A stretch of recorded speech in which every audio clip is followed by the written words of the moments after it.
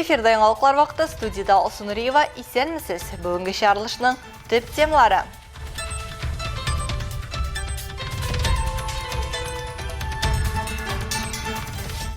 Төтенне сизә һәм тавыш бирә. Әлбәттә, янгын хакында хәбәр итә торган җайланмалар урнаштыру дәвам итә. Бик вакытлы булды бу. Бабаем үлгәнчтен утларымда бик чыктылар нидән. Бөтен проводларын алыштырып бетерделәр. Бик курыктым. Аллаһ Тәгаләнең рәхмәтләре яусын.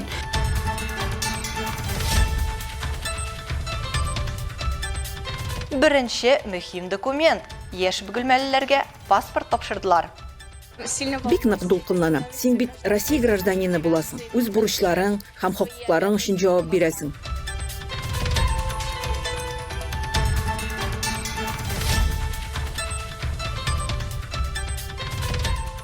Нәтиҗәле очрашу. Әлбәттә, бадминтон буенча җыеннар узды. Тут нет где-то лучше, где-то хуже, просто тут немножечко все совсем по-другому построено.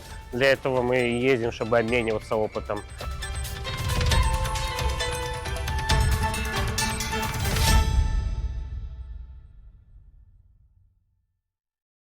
Гүзәл Хабиддинова Әлмәт муниципаль районы башкарма комитеты җитәкчесе итеп белгеләнде. Аның кандидатурасын муниципаль район советының 47-нче сессиясендә депутатлар бер тавыштан кабул итте. Депутатларга һәм хезмәттәшләренә мөрәҗәгать итеп, яңа җитәкче ышаныч белдергәннәре өчен рәхмәт җиткерде һәм куелган максатларга ирешүдә уртак эшнең әһәмиятен ассызыклады. Гүзәл Хабиддинова үз докладында эшнең берничә өстенлекле юнәлешен белгеләп үтте. Бу транспорт һәм торак коммуналь инфраструктураларын яхшыртуга юнәлдерелгән стратегик планнар эшләү һәм үтәү, уңайлы мөхитне оештыруга, мәгариф өлкәсен һәм мәгариф кластерларын үстерүгә юнәлдерелгән программалар. Моннан тыш, җитәкче төп әйдәп баручы һәм эре предприятиеләр, урта һәм кече бизнес белән тыгыз хезмәттәшлектә икътисади һәм сәнәгать күрсәткечләрен яхшыртуга игътибарны юнәлтте. Әлмәт районының мөмкинлекләрне тормышка ашыру өчен иң яхшы урын итү. Анда һәркем уңайлы яши һәм лаеклы эшкә ия була ала. Безнең бөтен көчебез халыкның тормыш сыйфатын яхшыртуга юнәлдереләчәк дип йомгаклады сүзен Гүзәл Хабиддинова.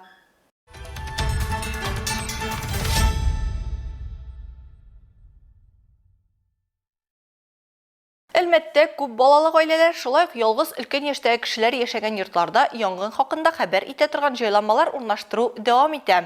Янгын сөндерү хәбәрчесен йортта урнаштыру янгын куркынышы янаган хәлләрне кисәтүгә юнәлдерелгән нәтиҗәле профилактик чара. Бу арада Әлмәтнең тагын 2 гаиләсендә әлеге датчиклар барлыкка килде. Бу турыда тулырак Алсу Әхмәтҗанова материалында. Ничек эшләвен? Моның бу батарейкада эшли, шушындый батарейка. Батарейкасы утыра башласа,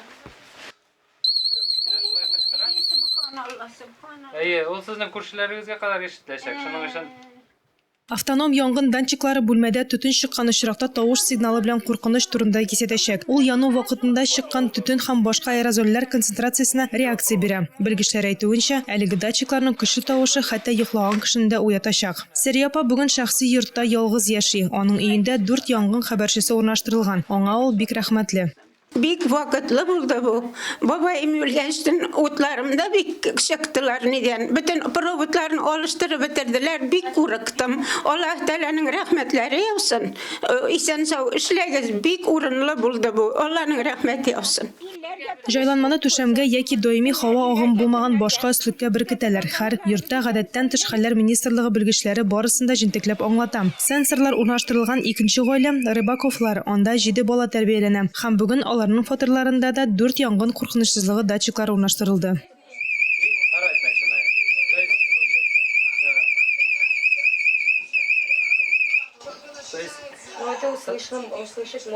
Конечно, если даже спать будете, услышите. Бүген Әлмәт районы буенча 140 гаиләгә төрле сәбәпләр аркасында әлеге датчиклар тиз арада куелырга тиеш.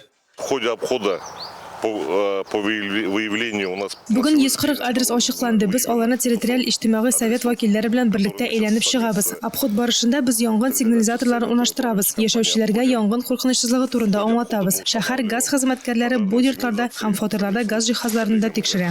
И также жителям прорабатываем, объясняем ситуацию по пожарной безопасности. И обходят сотрудники Горгаза, которые проверяют газооборудование. в этих домах, квартирах.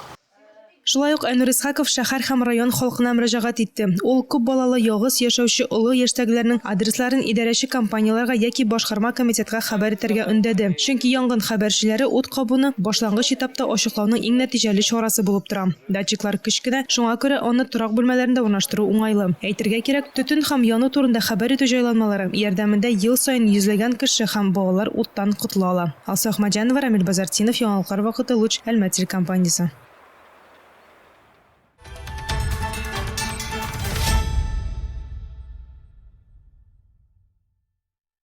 Бүген 12 декабрьдә безнең ил Россия Федерациясе Конституциясе көнен билгеләп үтә.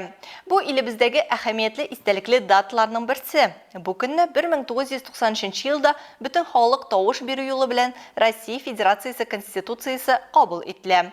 Аның тулы тексты шул елның 25 декабрендә Российская газетада басылып чыга.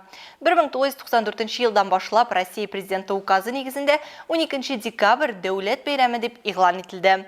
Конституция дәүләтнең төп законы, Россиянең бөтен хокукый системасының үзәге булып тора һәм башка законнарның мәгънәсен һәм эчтәлеген билгели. Әлеге төп документ ил үсешенең ныклы нигезе. Бу яхшы ниятләр декларациясе генә түгел, ул турыдан-туры гамәлдә булган реаль эшли торган документта. Теләсә кайсы ил гражданины өчен Конституция ул беренче чиратта белергә тиешле закон. Чөнки законнарны белү һәм дөрес куллану цивилизацияле тормыш нормасы, аның сыйфатын күтәрү дигән сүз.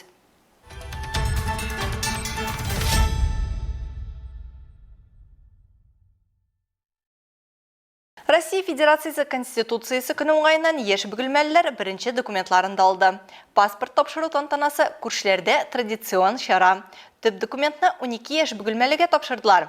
Алар шәһәр активистлары. Чарада безнең төшерү төркемендә булып кайтты.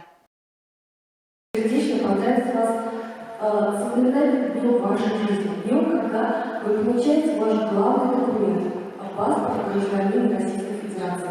Бөгелмә шәһәре мэры исеменнән укучыларны аның урынбасары Ирина Белова котлый. 14 яшьлек малайлар һәм кызлар бүген үзләренең беренче документларын кулга ала. Балалар төрле конкурслар лауреатлары, чемпионатлар, фәнни олимпиадалар призерлары һәм уку отличниклары. Паспорт гражданина Российской Федерации. Россия Федерациясе гражданины паспорты төп документ булып тора. Ул 14 яше тулган кешеләргә бирелә. Әлеге документ аның гражданлыгын раслый. Паспорт белән бергә балаларга Россия Федерациясе Конституциясен дә тапшырабыз. Нелли Мазгутова тантаналы чараларда, конкурсларда актив катнашучы, бию белән шөгыльләнә, фортепианода һәм скрипкада да уйный. Паспорт алу бик дулкынландыргыч ди ул. Бик нык дулкынлана. Син бит Россия гражданины буласың. Үз бурычларың һәм хокукларың өчен җавап бирәсең. Балаларны бердәм Россия партиясе исеменнән дә кытладылар. Аларга бүләкләр тапшырдылар. Бу вакыйга мөһим документны алу гына түгел, илебезнең төп законы буларак Конституциянең әһәмиятен аңлауны да символлаштыра. Айгөл Шәрәфиева, Ямяхин, Яңалыклар вакыты, Луч, Әлмәт компаниясе.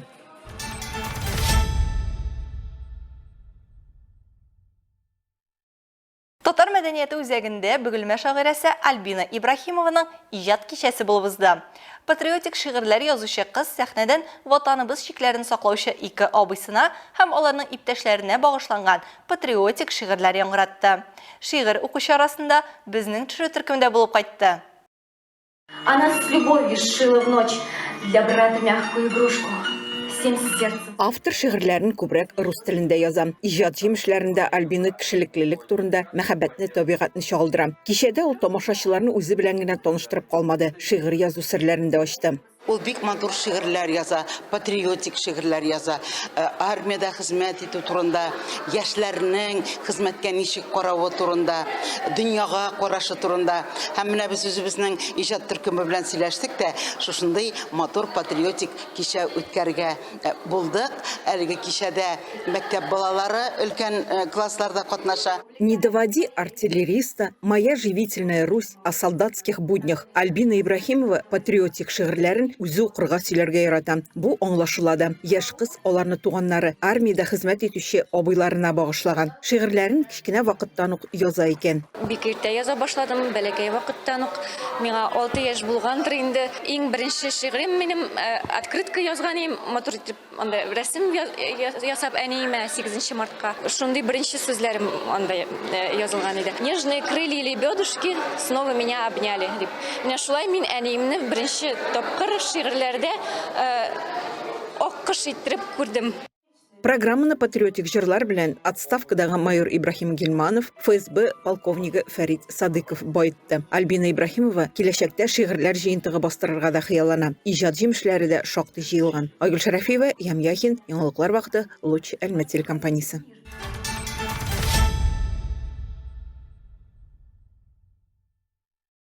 Әлмәттә Теләкләр чыршысы хәйрия акциясенә старт бирелде. Быел игелекле тылсымчыларга 273 баланың хыялын тормышка ашырырга туры киләчәк. Акциягә теләге булган һәркем кушыла ала. Теләкләр чыршысы бөтен Россия акциясе гадәттәгечә яңа ел алдыннан үткәрелә. Акциядә быел авыр тормыш хәлендә булган балалар приютта тәрбияләнүчеләр, шулай ук әтиләре хәрби операциядә һәлак булган катнашучыларның балалары катнаша. Теләге булган һәркем балаларга бүләк ясый ала. Балаларның теләге язылган хатларны администрация бинасындагы яңа ел чыршысыннан алырга була.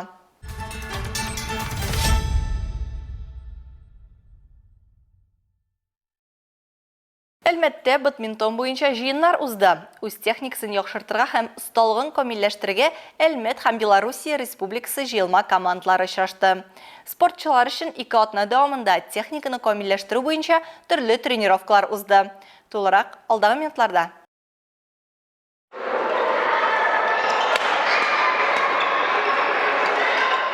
Икенче мәктәп базасында барлыгы 18 спортчы күнекмә һәм техник әзерлекләрен яхшырта алды. Җыеннарда катнашучыларны тренировкаларның төрле булулары шатландырды. Алар арасында Белоруссиянең юниорлар буенча беренче ракеткасы София Яновская. Сборы не в своей стране. Җыеннарның башка илдә үтүе бик кызык һәм дулкынландыргыч. Безнең яңа танышлар күбәйде. Тренировка процессында яңа күнегүләр өйрәндек. Нәтиҗәсен мин әлбәттә күрдем. Малайлар белән уйный тизрәк йөгерә башлавымны аңладым. Җыеннарда яхшы спортчылар җыелды. Эффект, я думаю, да, дали. Я с мальчиками стала быстрее бегать, что ли. Вот. Очень хорошая компания была. Тренерлар да мондай очрашулардан файда күп ди. Мисал өчен җыеннар яхшы тәҗрибә һәм кирәкле база сала. Повышение мастерства игрового. Беренче чиратта җыеннар уен осталыгын арттыра. Мондай уен практикасын без өйдә шөгыльләнеп кенә ала алмыйбыз. Балалар барыбер бер-берсенең уенына ияләшә. Биредә яңа кешеләр белән комбинацияләр төздек һәм моның нәтиҗәсе көй яхшырак. А здесь новые лица, мы их комбинируем, пары, смешанные парные разряды, одиночки, совсем другая отдача.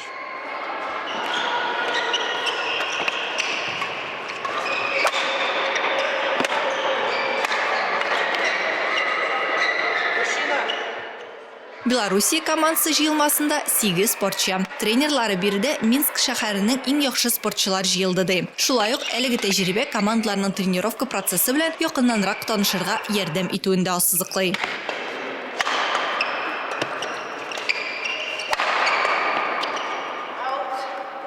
Есть очень многие упражнения, которые... Безнең беркайчан да ясаганыбыз булмаган күнегүләр белдек. Без аларны һичшиксез үзебезнең тренировкаларда кулланачакбыз. Үзебез дә тәҗрибәбез белән бүлештек. Әлбәттә, кемдәдер яхшырак, кемдәдер начаррак дигән әйбер юк. Биредә барысы да башкача. Һәм бу безнең өчен яңа караш. Безнең максат тәҗрибә уртаклашу. Ну, скажем так, что тут нет где-то лучше, где-то хуже. Просто тут немножечко все совсем по-другому построено. Для этого мы ездим, чтобы обмениваться опытом.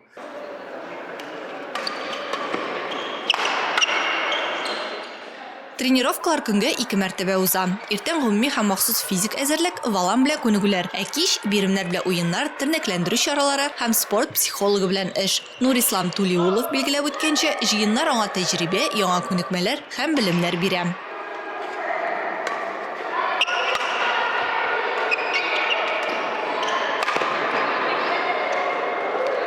Белорусов я знаю довольно давно. Белоруссия спортчылары белән мин инде таныш идем. Минем аларга ярышларга барганым булды. Бу җыеннарда яңа кешеләр белән дә таныштым. Алар белән уйнап, мин тизлекне, чыдамлыкны һәм көч сыйфатларымны яхшырттым. Из этих сборов, наверное, я улучшил скорость, выносливость, то есть силовые качества. И, в целом, я думаю, я прибавил в игре.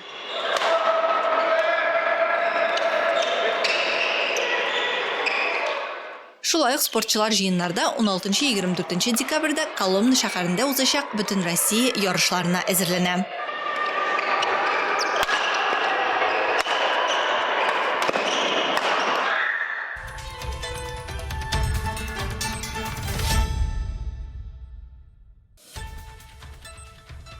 Hürmetli тамашачыларыбыз, яңалыклар чыгарылышының туры трансляциясын сез ВКонтакте социаль шелтеріне кіріп, Луча Әлмәт төркемендә сәгать кечке 7-дә карый аласыз. Безнең иң кызыклы сюжетларыбыз да рәсми аккаунтларыбызда урнаштырыла.